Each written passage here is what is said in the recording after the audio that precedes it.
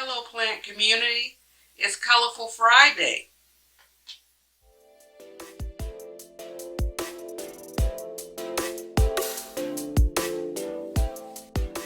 Hello everyone, I'm Pam, and if you're new, welcome. Today, as I mentioned, is Colorful Friday, and I have a begonia that I would like to share or show you guys that kind of like took the spotlight of this Colorful Friday segment. But before I show you guys the plant, let's just talk a little bit about begonias. So there's about like 1,000 varieties of begonias, and outside of the 1,000 varieties, there are 4 types of begonias based on the root structure. One being tuberous, second hardy, third the rhizomatous, and the fourth, which is fibrous. And fibrous would be, I believe, our most sought after plants that fall under that category for us plant enthusiasts, such as the cane begonias, wax begonias, angel wing begonias, and other varieties that fall under there that kind of like grab our attention and our eye. So without further ado, you guys, let me share with you the plant that falls under the category of the Colorful Friday segment, and it would be this Begonia maculata, polka dot plant, perhaps angel wing. It's a lot of different names, but we all are familiar with this plant, and we are all in awe of its beauty. Particularly because, of course, without the green, and then it has this white, silvery polka dot speckles throughout. Not to mention, which what I would consider the cherry on the top, you guys, would be just the maroon color on the back of the leaves. And I really am in awe of the structure of the leaves too, hence why they would label this like an angel wing. Now this has been growing vigorously for me. As you can see, guys, I kind of have like 2 bamboo sticks holding it up, because without it they would actually be spraying out to the side, and I don't really want it to be too wild, so I'm using the bamboo sticks to somewhat control it. But isn't it beautiful? It's absolutely gorgeous. And so let's just get into the care tips real quick. I've had this plant also, I say, almost a year now. But let's get into the actual care tip of the plant, starting with the soil. You want to have a well-draining soil.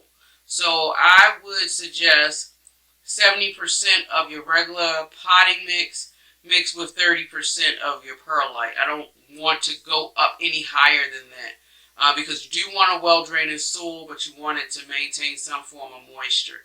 Now, I made a mention that I have had this plant for almost a year, and I haven't changed it out of its original nursery pot that it came in.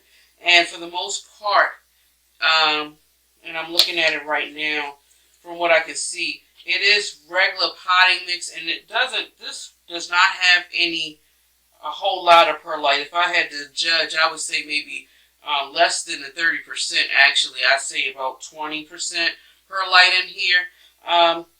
But this begonia has been growing so beautifully for me, I don't really foresee me potting it up or changing the soil or anything like that as of right now. Now we're going to talk about the lighting. Now, of course, this plant will thrive and grow tremendously in bright and direct light. However, begonias are known to be able to handle certain levels of light that's not necessarily what we would consider to be bright. It could be a medium light. I wouldn't suggest or recommend putting it into a low light situation or a dark corner. That's when it's I think, will decline. Never place this plant in direct sun for 2 reasons. 1, it will scorch the leaves, and 2, it increases with drying out the soil. And you don't want the soil to be too dry, which ties into our next step, which would be watering. Now, for me, you don't want to let this plant dry out completely. You want to, I don't water the plant until it dries, the soil dries out at least 2 inches of the soil has dried out. Now, one may ask, how in the world, as a plant parent, would I be able to even measure 2 inches? A quick way is actually outside of, you don't want to really use your moisture meter right here to determine the actual inches, but a quick way would be using your index finger. Your index finger, the second knuckle, between the top of your index finger to your second knuckle, actually would be within the range of the 2 inches. So you take your index finger, stick it in the soil, and if it's dry to you, it's an opportunity for you to actually water it, or at least that's what I do, and it tends to love it. Now, let's talk a little bit about fertilizer, you guys. Now, for fertilizing this plant, as I mentioned to you guys, I have not had this plant for a year yet. It's almost a year, probably about 10 months if I had to estimate. So I haven't really fertilized this plant at all.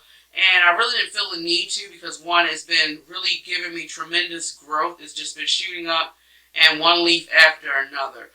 So I really don't feel the need. But when it comes time to do the fertilizer, I would recommend doing balanced watered soluble fertilizer. So something like a 10-10-10 or 20-20-20. And of course you want to use like a quarter of the strength. And they recommend to water it or to fertilize it every other watering. But I am a plant parent that has many plants in my collection, so I try to do things that is a little bit simpler for me.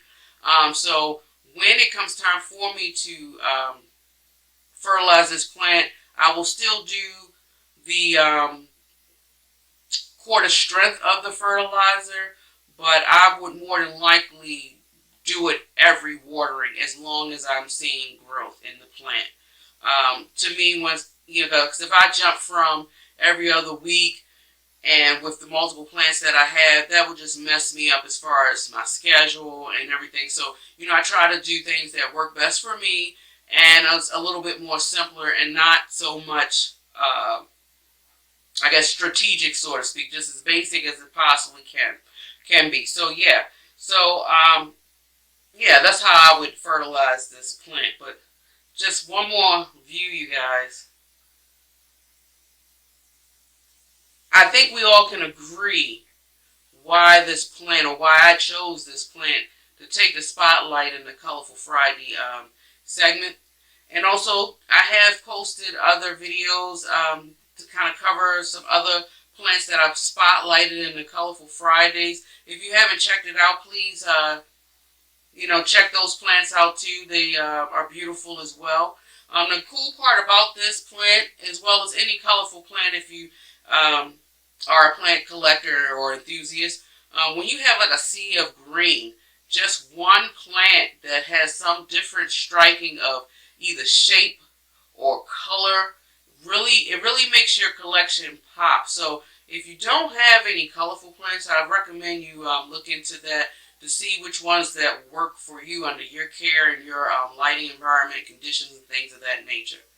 So yeah, you guys, this pretty much wraps up talking about this beautiful plant in the Colorful Fridays series. So you want to keep in mind, you guys, if you love foliage as much as I do and you love listening to planty things, then please subscribe, hit the like button or unlike button, comment, share below.